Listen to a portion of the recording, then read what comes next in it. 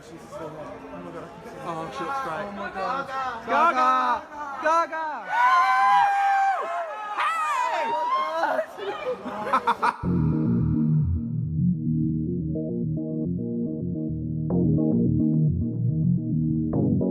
From Beatlemania to Little Monsters, behind every megastar is an army of dedicated fans.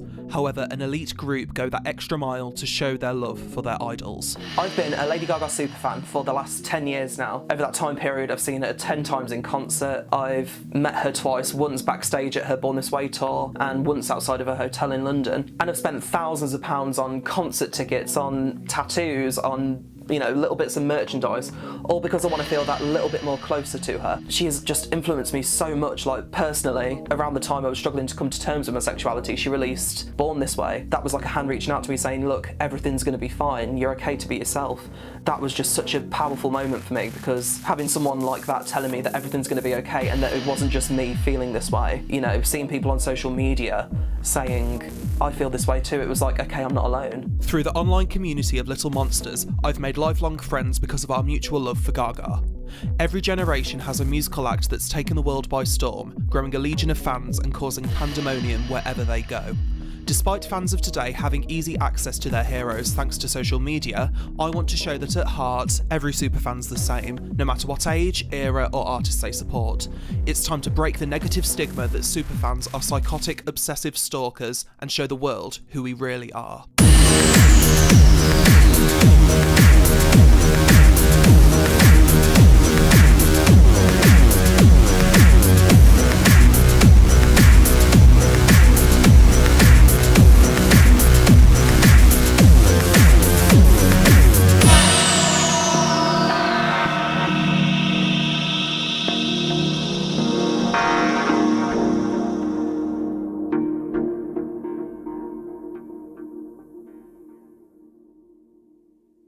Early in the 1960s, the term superfan was born when four long-haired lads from Liverpool burst onto the music scene and created a movement that took over the world, Beatlemania.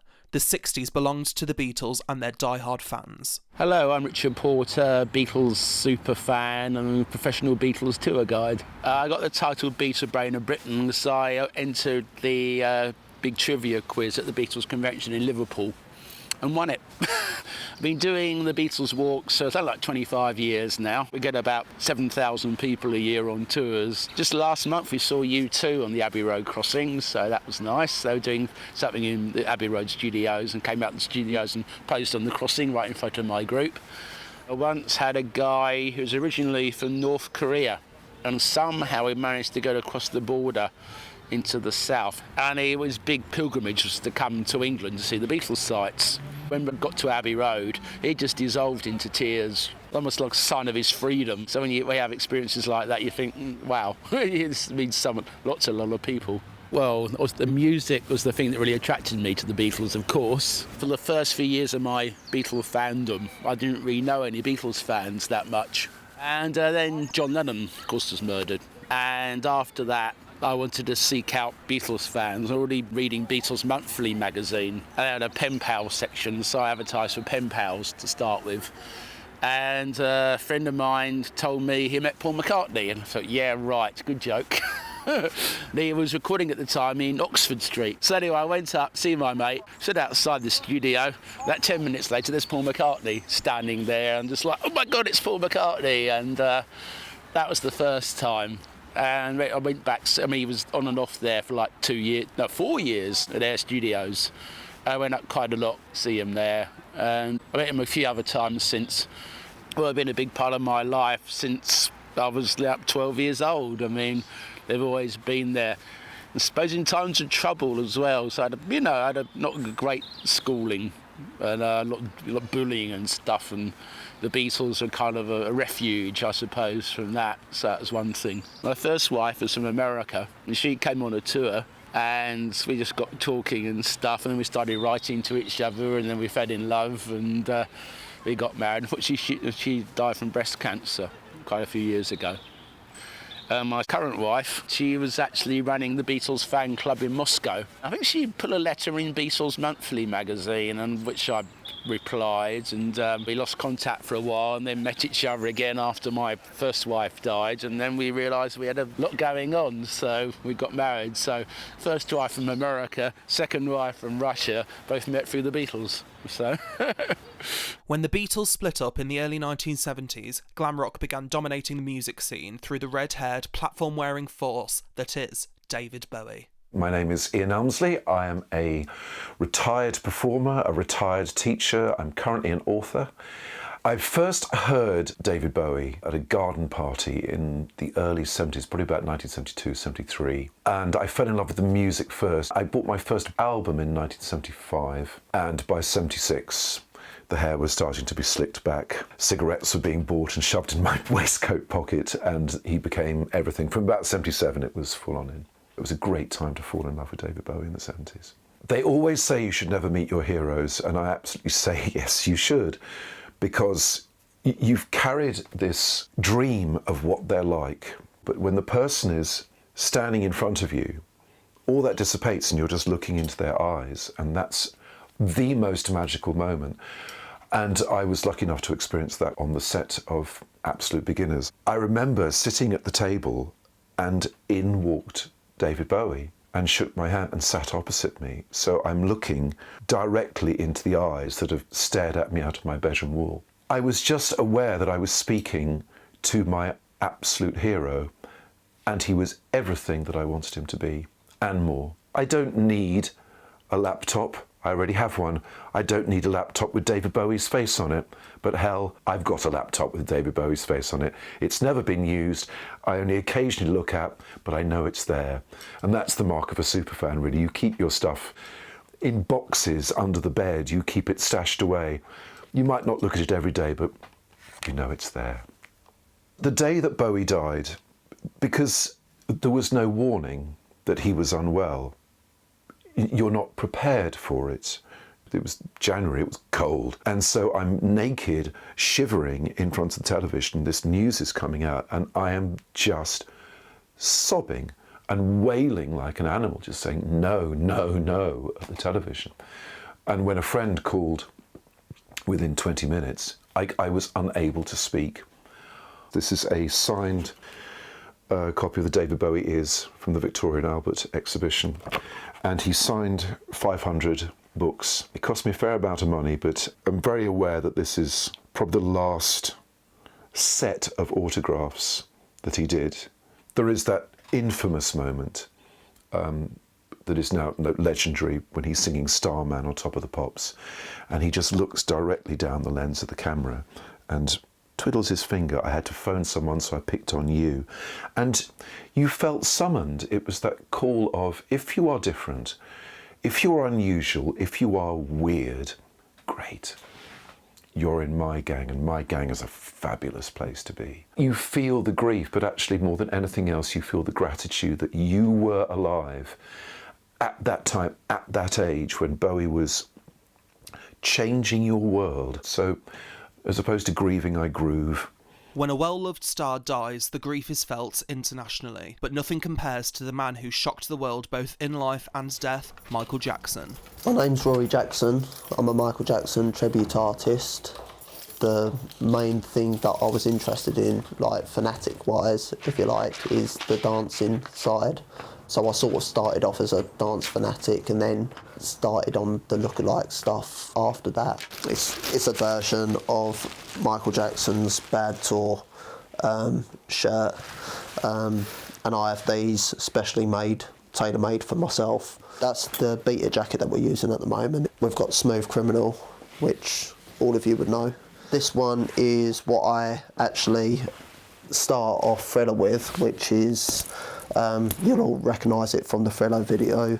Michael Jackson was a man of many jackets, so I'm not, you know. I think every other song I'm changing a jacket. This one's Billie Jean. It's actually part of the dance, really, where you like, you know, you flick it up and stuff like that. It's an iconic jacket. You can't do a Michael Jackson show without one of these. When I first saw Michael Jackson, I think I watched Moonwalker, and I must have only been about 8 years old. I saw it, and it was sort of like a kid watching football for the first time. You know, he just had a strongest urge to go out and kick a ball. And I had the same thing with Michael Jackson. It's just, I couldn't just watch it. I had to do it. I never used to look like this. I was born with blonde hair and blue eyes, you know. I've basically maintained this style for a long time. But it was because I had this image of me looking like that as an adult, and I've never lost that image. And I suppose my show today is basically a replica of how I would personally like to remember him. I've always been interested in what that true element of what Michael Jackson actually had, like on a vibrational level. How did he do it? You know, how did he make all those people scream the way they did and stuff like that? I think that's why I've bought so much realism, so much detail, to the point where I actually wear the same brand of shoes he did, because I'm not just pretending to be the part for the audience, I'm pretending to be the part for me as well. So all what I'm doing, I'm just sharing with the Michael Jackson fans and my audiences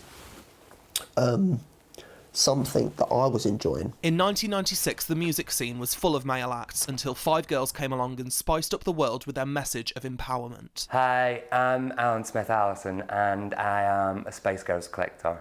I started collecting Spice Girls memorabilia when they were originally out in 1996 and beyond. So when they released CDs, I would buy all the versions of it, same with the dolls and things. But I never really started collecting costumes properly until 2007, and Mel B had a charity sale. And she sold off loads of stuff, and I bought a couple of items from that. And once I had bought a costume and realised that I could own the actual costumes that they'd worn on stage and in videos and things, then I became a little bit addicted and a little bit obsessive about it, and started buying more rare things, more rare CDs and vinyls. And obviously the costume pieces when they come up for sale on eBay or through charity sales and things like that. This one here is very special to me. It is, I believe, the Wannabe dress from the Wannabe video. When they came out to do their first live performance in their own concert, this is the dress that Emma had on. This is Mel C's costume from the Spice Up Your Life video, and I absolutely love it because it's such an iconic costume from an iconic video. And then you see the label on it here. It says Jerry and Motown. If you look down on the floor in front of us here, you have really iconic buffalo boots that Mel B wore in the Spice World tour. We also have the full costume that went with the boots, and we have a couple of other costumes that went from that lineup as well. However, these are kind of really glittery, in-your-face, proper Spice Girls clothes.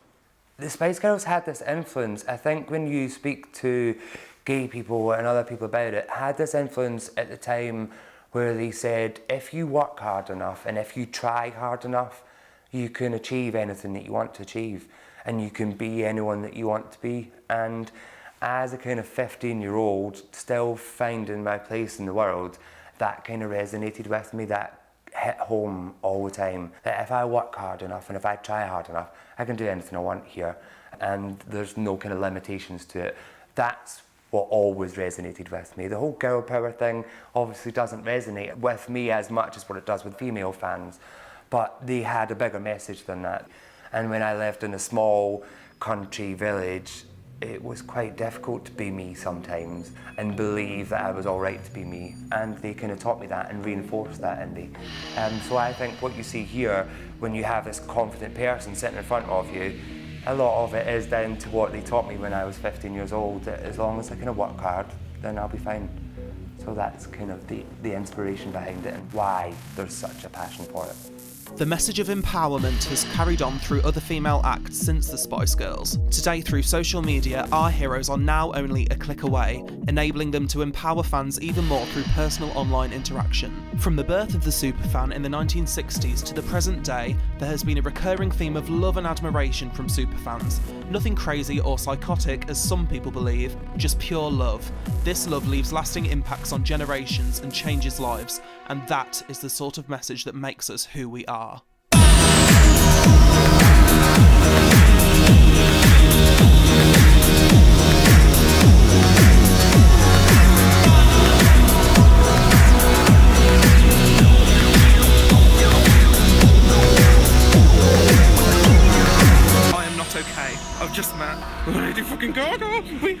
I don't even have any words to say what's happening.